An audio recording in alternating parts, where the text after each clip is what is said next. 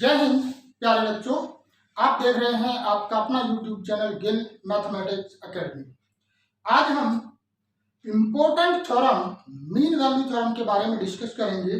There are two types of mean value theorem, Rolle's theorem and Laurent theorem.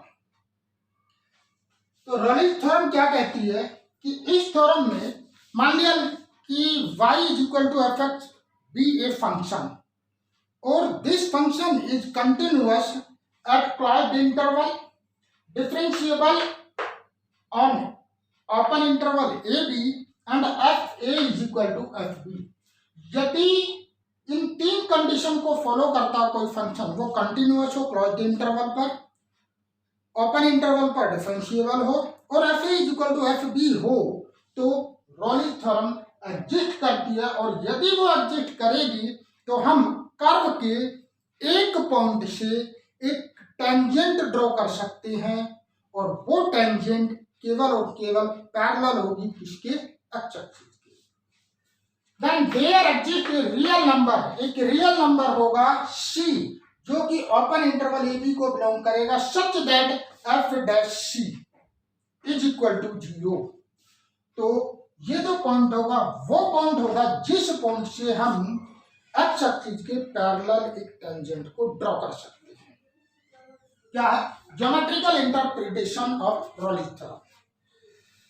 क्या है, ये एक curve है, तो ए पॉइंट ये हो गया a0, बी पॉइंट ये हो गया b0 जो कि एक्स एक्सिस पे कट करता है, इसके कोऑर्डिनेट हो गए a f a, इसके कोऑर्डिनेट हो जाएंगे b f b। और ये कर्व क्या है, y is equal to f x. तो रॉल्स थ्योरम ये कहती है कि एक तो ये कंटिन्यूअस हो, डिफरेंशिएबल हो और f a is equal to f b हो जाए, तो हम सी पॉइंट से एक टेंजेंट ड्रॉ कर सकते हैं और वो टेंजेंट किसके पैरेलल होगी, एक्स एक्सिस के। केवल एंड केवल एक टेंजेंट ड्रॉ की जा सकती है। यहां से कर्व ये ऐसे जा रहा है, तो देखिए यहां से इस वाले पॉइंट से इसके पैरेलल खींची जा सकती है, या इस पॉइंट से इसके पैरेलल लाइन एक्स एक्सिस के पैरेलल लाइन ड्रॉ की जा सकती है। Let f x be a real valued function defined on interval a b such that the curve y is equal to fx is a continuous curve between point a and b, जिसके coordinate है a f a and b के coordinate है b f b, and it is possible to draw a unique tangent at every point on the curve y is equal to fx between the point a and b के बीच में एक unique tangent draw की जा सकती है, which is parallel to x axis, जो कि x axis के पैरेलल हो। नाउ लॉरेंट थ्योरम इसमें क्या कहा कि यदि f a is equal to f b हो जाए तो हम एक्स एक्सिस के पैरेलल खींच सकते हैं। इसमें भी यही है कि f x be a function, let f x be a function defined on closed interval a b such that it is continuous on closed interval a b, it is differentiable on open interval a b, and देखिए यहाँ पर f a is equal to f b है, यहाँ पर f a is equal to f a does not equal to f b. तो ये एक point exist करेगा सी जो बिलोंग करेगा ए बी को, such that f dash c is equal to f b minus f a b minus a. यदि f a is equal to f b नहीं है तो हम एक पॉइंट सी से इस कोड के पैरेलल लाइन ड्रॉ कर सकते हैं, और वो जो लाइन होगी, वो जो टेंजेंट होगी, वो टेंजेंट जो है पैरेलल होगी ए बी के। क्लियर? ए बी एक कोड है, सी पॉइंट यानी कि पी पॉइंट से जिसके कोऑर्डिनेट सी एफ सी है एक टेंजेंट ड्रॉ की जा सकती है जो कोड ए बी के पैरेलल होगी। F x be a function defined on a b and APB a curve represented by y is equal to fx, then the coordinate of a AFA and b BFB respectively. Suppose the chord AB make an angle phi with the x axis, then tan phi is equal to b r upon a r, b r upon a r. B r के coordinate क्या हो जाएंगे अगर हम यहाँ पर, तो f b minus f a upon क्या होगा, बी माइनस ए, जो कि एफ डैश सी के बराबर होगा। That means there exist a point on the curve such that the tangent there at is parallel to the chord joining the end point। यहां से एक टेंजेंट ड्रॉ की जा सकती है जो कि कोड ए बी के पैरेलल होगी। ये लॉरेंस ने बताया, तो रॉल्स ने ये बताया कि हम जो भी लाइन इस पॉइंट से ड्रॉ करेंगे, वो जो टेंजेंट ड्रॉ करेंगे वो एक्स एक्सिस के पैरेलल होगी। Please make it.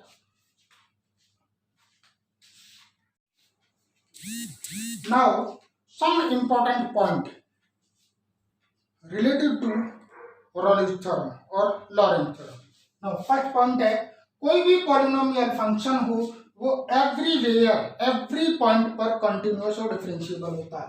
दूसरा point, exponential function a to the power x, e to the power x, sine x, cosine x जो होता है, cosine function are everywhere continuous and differentiable.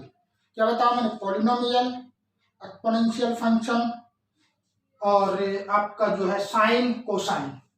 Logarithm function is continuous and differentiable in its domain, और tan x is not continuous at x is equal to plus minus pi by 2, plus minus 3 pi by 2, plus minus 5 pi by 2.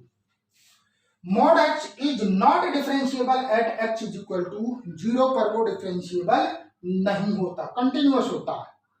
If f dash x it tends to infinite, plus minus infinite, x tends to k। यदि x is equal to k पर जो हमारा function है f dash x वो plus infinite आ जाए या minus infinite आ जाए, तो x इज इक्वल टू के पर वो डिफरेंशिएबल नहीं होगा। For example f x is equal to 2x minus 1 की पावर हाफ है, इसका डेरिवेटिव करेंगे तो ये आ जाएगा। इसकी लिमिट लेंगे x इज इक्वल टू 1/2 पर, तो ये इनफाइनाइट आ रहा है। इसका मतलब ये है कि x इज इक्वल टू 1/2 पर ये डिफरेंशिएबल नहीं होगा।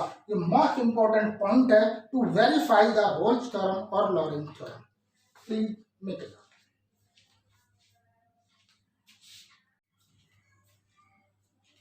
Now, exercise 5.8, solution number 1.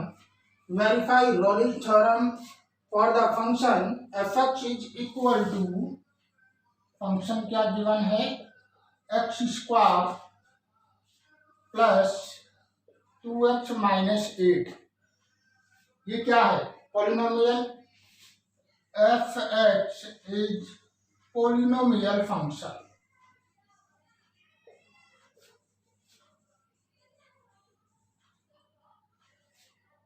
on interval -4 to 2। तो ये आपको मैंने पहले बताया था कि कोई भी पोलिनोमियल फंक्शन होता है वो कंटिन्यूअस होता है एंड डिफरेंशिएबल होता है। तो now first, f(x) is a continuous function on interval -4 to 2। Now, f(x) is differentiable function on interval -4 to 4। दो कंडीशन सेटिस्फाई होगी। नाउ थर्ड कंडीशन के लिए f-4 की वैल्यू क्या होगी, a की वैल्यू कितनी है यहाँ पर, where x belong to -4 to 4, तो a की वैल्यू कितनी होगी, -4।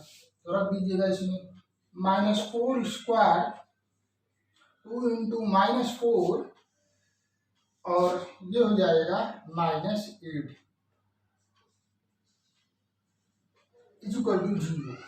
नाउ f2 की वैल्यू कितनी होगी, 2 स्क्वायर 2 इंटू 2 -8, 4 + 4 -8 इज equal to 0। that means f minus 4 is equal to f2 is equal to 0. That means Rolle's theorem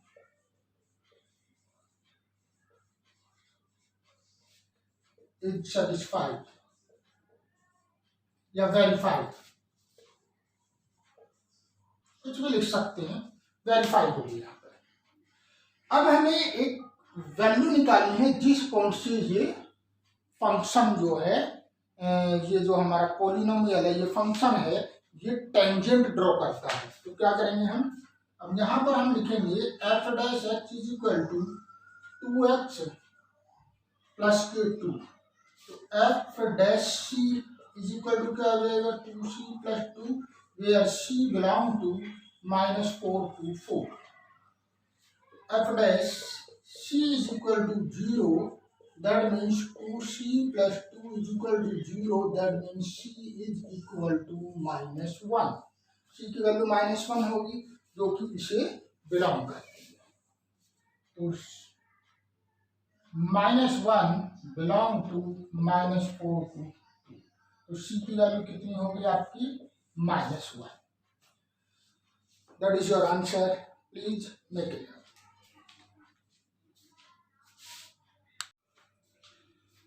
Now solution number 2, examine if Rolle's theorem is application to any of the following function. Can you say some things about the converse of Rolle's theorem from these examples? हमें ये बताना है कि क्या ये applicable है। देखिए first point, f x is equal to greatest integer function, x is greatest integer function equal to x और less than x. Now, f(x) is not differentiable, greatest integer function differentiable नहीं होता, therefore f(x) is not applicable, ये applicable नहीं है। That means Rolle's theorem fail हो गई यहाँ पर। अगर कोई फंक्शन हमारा कंटिन्यूअस ना हो या डिफरेंशिएबल ना हो या f a does not equal to f b आ जाए तो रॉल्स थ्योरम आपकी फेल हो जाएगी, यानी कि not applicable. Now second case में इट इज, ये भी ग्रेटेस्ट इंटीजर फंक्शन है, तो F x is greatest integer function so that f(x) is not differentiable। हमें आगे फिर सॉल्व करने की जरूरत नहीं है। therefore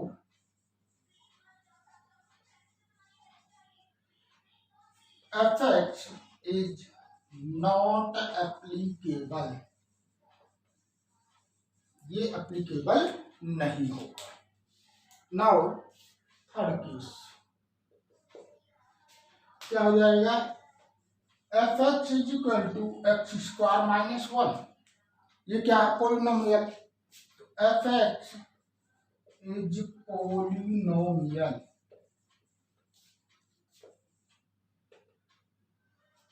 that means f(x) is continuous function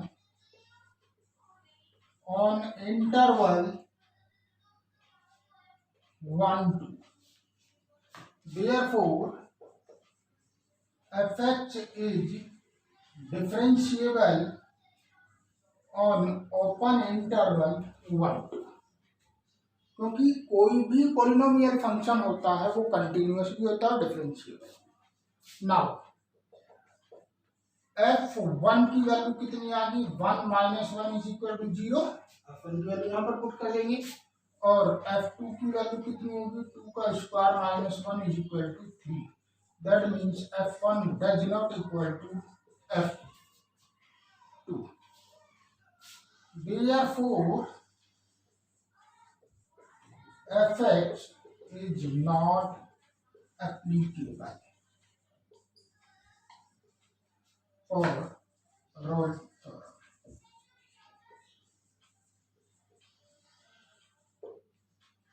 यदि वो कंटिन्यूअस ना हो या डिफरेंशिएबल ना हो या f a does not equal to f b ना हो तो वहां पर रोल्स थ्योरम एप्लीकेबल नहीं होगी।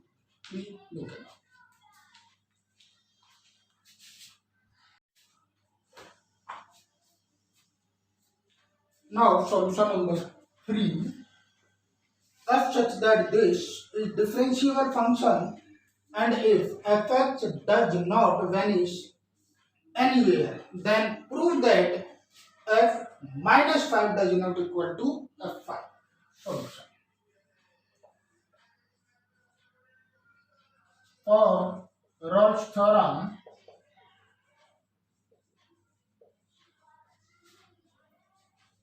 number 1, fx is continuous।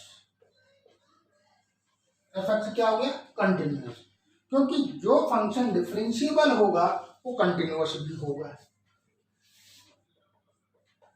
fx is differentiable, fx क्या है, differentiable. Then f a is equal to f b, f a is equal to f b such that f dash c is equal to 0 for c belong to a to b। c की value a to b को belong करेगा, c की value. लेकिन यहां पर इसने दिया है कि fx does not vanish, but fx does not vanish। That means fa does not equal to fb। इसका मतलब ये है such that कि f dash c does not equal to 0। इसने क्वेश्चन में ये बोला कि ये does not vanish यानी कि does not equal to 0 होगा। Therefore f minus 5 does not equal to f5, hence proof। Now solution number 4, क्या आ जाएगा 4 में, verify mean value theorem if fx is equal to, fx क्या दिया हुआ है, x square minus 4x minus 3। तो ये क्या है, fx is a polynomial function. fx क्या हो गया, पॉलिनोमियल फंक्शन, और पॉलिनोमियल फंक्शन क्या होता है, continuous. That means fx is continuous on interval on 1 to 4। fx is differentiable function on interval 1 to 4। Now f1 की वैल्यू देखते हैं क्या आ गया। f1 की वैल्यू आ गई हमारी 1 माइनस 4 माइनस 3 माइनस 6, और f4 की वैल्यू कितनी आ गई, 4 का square 4 into 4 minus 3 16 minus 16 minus 3 is equal to minus 3। That means f1 does not equal to f4। It means mean value theorem applicable. ये क्या हो जाएगी, अप्लीकेबल हो जाएगी आपकी, अंकल लॉरेंट थ्योरम आपकी अप्लीकेबल हो जाएगी। तो हम क्या करेंगे, एफ डैश एक्स निकालेंगे। एफ डैश एक्स का मतलब कितना हुआ, एफ डैश एक्स का मतलब हो गया 2x minus 4, 2x minus 4, that means f dash c कितना हो जाएगा 2c minus 4, f dash c 2c minus 4. Now we know that f dash c is equal to fb minus fa upon b minus a. fb कितना find out किया हमने, -3 -6 upon b की value है 4 -1, ये हो जाएगा 3/3, इससे कैंसिल 1, और f डैश c की वैल्यू कितनी है 2c minus 4 is equal to 1, that means c is equal to 5/2, which is belong to 1 to 4. तो c की वैल्यू कितनी आ गई 5/2, जो कि 1 to 4 के को बिलोंग करती है. Please make it.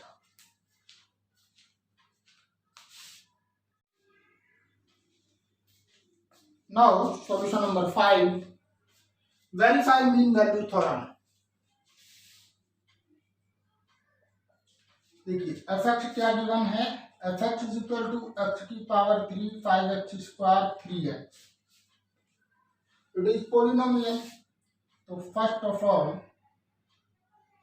fx is a continuous function on interval 1 to 3,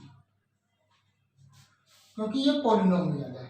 fx is differentiable function on interval 1 to 3. Now third case में f1 की वैल्यू कितनी हो जाएगी 1 - 5 - 3 इज इक्वल टू -7, और f3 कितना हो जाएगा 3 की क्यूब 5 × 3 स्क्वायर -3 × 3, 27 -45 -9, ये कितना हो गया 54. That means -27. That means f1 does not equal to f3. That means mean value theorem is applicable. ये क्या होगी mean value theorem applicable. अब हम क्या करेंगे f डैश x फाइंड करेंगे. तो कितना हो जाएगा ये 3x स्क्वायर -10x और -3. f dash c is equal to कितना हो जाएगा 3c की स्क्वायर 10c -3. तो f dash c is equal to कितना होगा fb minus fa upon b minus a. fb की वैल्यू कितनी है हमारी -27 माइनस और +7 अपॉन 3 - 1, 3 - 1, ये हो जाएगा -20/2 इज इक्वल टू -10. तो 3c square -10c -3 is equal to -10. इसको ले आएंगे 3c square -10 plus -10c plus के 7 इज इक्वल टू 0. तो इसकी फैक्टर यदि हम करेंगे तो कितना हो जाएगा 3c square -7 plus 3c plus 7 is equal to 0. तो ये कितना हो जाएगा हमारा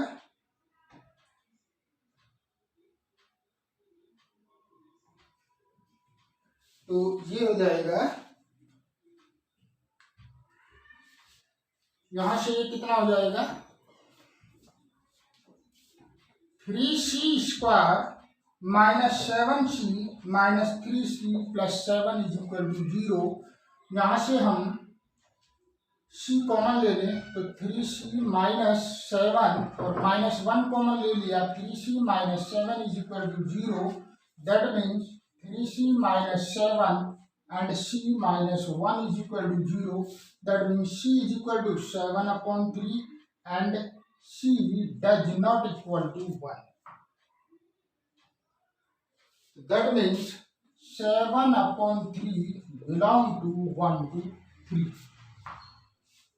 That is your answer. तो C की वैल्यू कितनी आ जाएगी 7/3. That is your answer. First case. Solution number 6.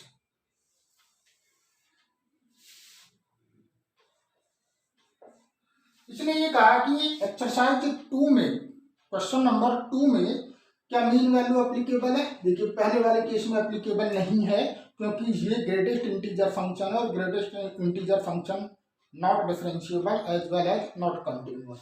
ये भी कंटिन्यूअस नहीं है. और ये जो है आपका पॉलिनोमियल है, तो पॉलिनोमियल है first case not applicable. Second case आपका ये भी नॉट एप्लीकेबल है क्योंकि ग्रेटेस्ट इंटीजर फंक्शन है. थर्ड केस आपका क्या है? पॉलिनोमियल. तो पॉलिनोमियल कंटिन्यूअस भी होता है, डिफरेंशिएबल भी होता है. तो थर्ड केस में f is continuous as well as differentiable. अब हम क्या करेंगे यहाँ पर f1 की वैल्यू फाइंड आउट करेंगे. f1 इज इक्वल टू 0 और f2 इज इक्वल टू 2 का square minus 1 is equal to 3. That means f1 does not equal to f3. तो इसका मतलब क्या होगा? मीन वैल्यू थ्योरम हमारी एप्लीकेबल होगी. तो अब हम क्या करेंगे यहाँ पर f' फाइंड आउट करेंगे. तो ये हो जाएगा 2h. That means f' is equal to 2c. तो f' इज इक्वल टू कितना हो जाएगा? F b minus f a upon b minus a. तो ये हो जाएगा 2c is equal to f b. F b की वैल्यू कितनी होगी हमारी 2. f2 की वैल्यू कितनी होगी 3 माइनस f1 की value 0 upon 2 minus 1. 3 upon 1 is equal to 3. That means C की value 3/2 which is belong to interval 1 and 2. That is our answer. Please make it up.